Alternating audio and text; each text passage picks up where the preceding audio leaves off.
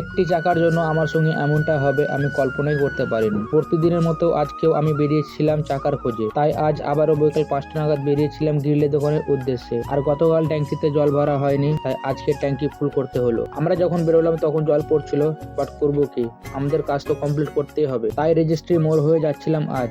আর এইদিকে দেখো আমাদের রেজিস্ট্রি মোড়ের রাস্তার অবস্থা। আমার বন্ধু বাইক চালাতে পারে না ভালোভাবে, তাই ওকে বললাম তুমি পিক আপ দেখো আর আমি ক্যামেরা করছি। আমরা আজকে প্রথমে গিয়েছিলাম গৌরবদের বাড়ি চাকার এক্সেলটা আনতে। এক্সেলটা নিয়ে গলি থেকে বেরিয়ে চললাম কলেজ মোড়ের দিকে। কলেজ মোড় এম বাজারের রাস্তা ধরে চললাম আমরা ভাঙড়িওয়ালার দোকান টোটোর চাকার রিম নিতে। আমরা এই রিমটা জাস্ট এক্সেলের সঙ্গে মাপতাম তাই নিলাম, বাট ওরা তো শুধু মাপার জন্য দিবেন না, তাই আমি বললাম আপনি এটা দাম কেটে নিন, কিন্তু আমি এটা পরে দিয়ে যাব। ওরা বললো ঠিক আছে, আজকের মধ্যে যদি নিয়ে আসতে পারো তাহলে আমরা ফেরত নিয়ে নেবো। সেই মোতাবেক আমি 110 টাকা দিয়ে সেই রিমটা আমি কিনে নিলাম। সেই রিম আর এক্সেল নিয়ে গ্রিলের দোকান গেলাম, বাট দোকানে মালিক ছিল না, তাই মিস্ত্রির সঙ্গে কথা বলে দোকান থেকে বেরিয়ে গেলাম। তারপর এই রিমটা ভাঙড়িওয়ালার দোকানে ফেরত দিতে গেলাম, কারণ এই রিমে কোনো কাজ হবে না, তাই এটা ফেরত দিয়ে দিলাম। আর ওখানে আমি ভাল্ব খুঁজছিলাম, বাট ওটাও পেলাম না, সেই জন্য আমি আমার টাকা ফেরত নিয়ে নিলাম। বাড়ি যাওয়ার পথে প্রবীণ বিরিয়ানি নিল, আর সেটা নিয়ে আমরা বাড়ি চললাম।